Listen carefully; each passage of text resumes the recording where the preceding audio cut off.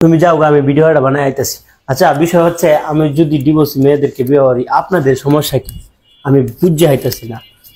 এই জন্য কি সবার বউরে তালাক দিয়ে দিবেন? কি সবাইকে বিয়ে করব?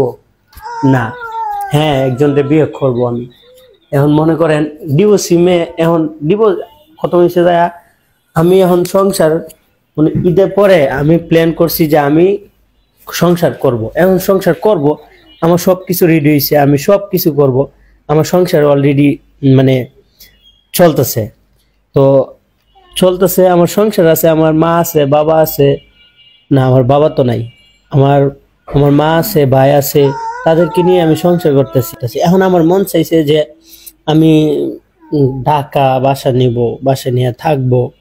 আমার মন চাইছে, যেরকম প্রত্যেকটা মানুষের তো মন চায় যে ভালো কোনো জায়গায় যাক, ঘুরুক। আমি আমার মতো। এখন আপনারা কি করতেছেন?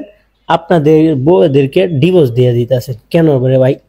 আপনাদের বউয়ের ডিভোর্স দিলে আমরা সিঙ্গেলরা কি বইয়ের দাম নাকি? তা মানে আসলে মাইন্ডের কথা না, মানে আপনাদের বউদেরকে, হ্যাঁ, কয়েকদিন মানে বিয়ে শাদী কইরা দেখা যাইতেছে যে আপনারা বিয়ে ডিভোর্স দিয়ে দিতেছেন। তো অনেকে এই যে আপনারা জানেন আলম হোসেনের বউয়ের ডিভোর্স দিয়ে দিছে। তারপর হয়েছে যায় আপনার এই আকিরাজরে ডিভোর্স দিয়ে দিছে। তারপরে আপনার মিম নাজিমের ডিভোর্স দিয়ে দিছে, মিমের ডিভোর্স দিয়ে দিছে। তারপর অনেক বড় বড় সেলিব্রিটিরা ওরা সবাই ডিভোর্স দিয়ে দিতেছে।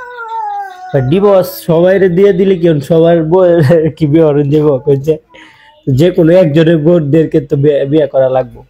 তো আশা করি বুঝতে পারছেন। আর আসলে ভাই ডিভোর্স দিয়েন না ভাই, অনেক মানে মেয়েরা একটু ইমোশনালি, আপনারা খেয়েও ডিভোর্স দিবেন না। তো আমার জন্য দোয়া করবেন, আমি নতুনভাবে শুরু করতেছি লাইফটা। তো সবার কাছে দোয়া চাই।